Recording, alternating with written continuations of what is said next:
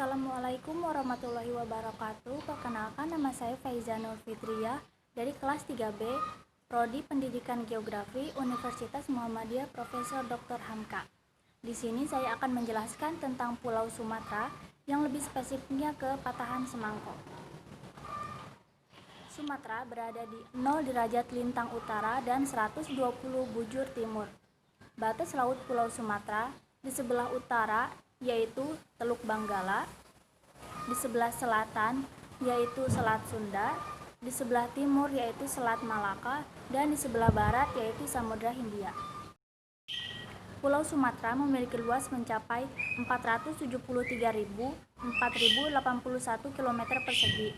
Dari luas tersebut ada 9 provinsi yang berdiri, yakni Aceh, Sumatera Utara, Riau, Sumatera Barat, Kepulauan Riau, Jambi, Bengkulu, Sumatera Selatan, dan Lampung. Dan Sumatera juga menjadi pulau terbesar ke-6 di dunia.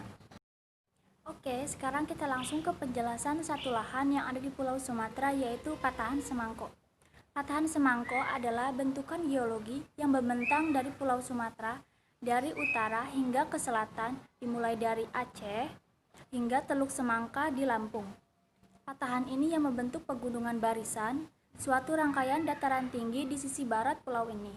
Patahan Semangko berusia relatif muda, dan yang paling muda terlihat di daerah Ngarai Sianok dan Lembah Anai di dekat kota Bukit Tinggi. Patahan ini merupakan patahan geser seperti patahan San Andreas di California. Bagaimana ya proses terbentuknya patahan Semangko ini? Jadi, terbentuknya patahan besar Sumatera bermula sejak jutaan tahun lampau saat lempeng Samudra Hindia, Australia menabrak secara menyerong bagian barat Sumatera yang menjadi bagian lempeng benua Eurasia.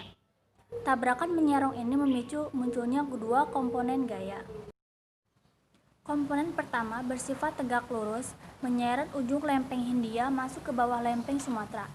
Batas kedua lempeng ini sampai kedalaman 40 km.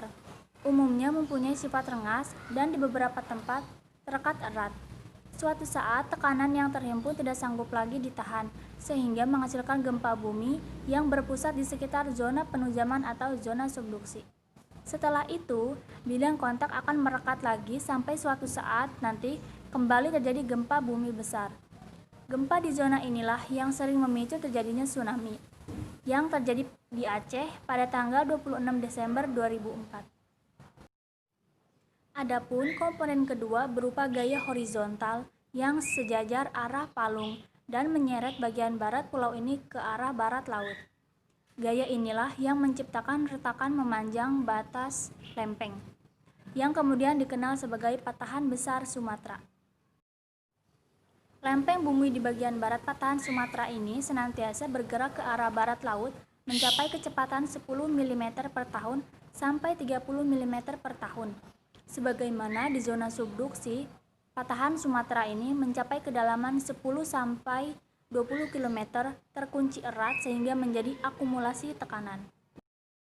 Jika kita ingin melihat bagaimana itu Patahan Semangko, maka berkunjunglah ke daerah Ngarai Sianok. Karena Ngarai Sianok merupakan wujud visual yang paling jelas dari aktivitas pergerakan lempeng tektonik di Pulau Sumatera atau Patahan Semangko ini.